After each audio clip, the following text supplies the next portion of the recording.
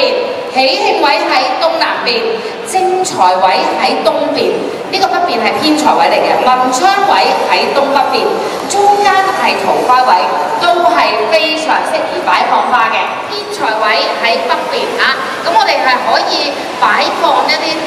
鮮豔顏色嘅花，你見到譬如紅色啊、鮮豔啊、黃色啊，可以擺北邊，係愛嚟催財嘅位，係喜慶位，特別啱你啊！要擺個五代同堂果喺呢啲位置啦。咁想名利雙收嘅話，東北邊呢個位置咧係可以放多啲富貴竹啦，或者咧綠色嘅大葉植物喎嚇。咁要桃花嘅朋友，今年屋企中間咧係可以擺一啲嘅鮮花，咁位好嘅位置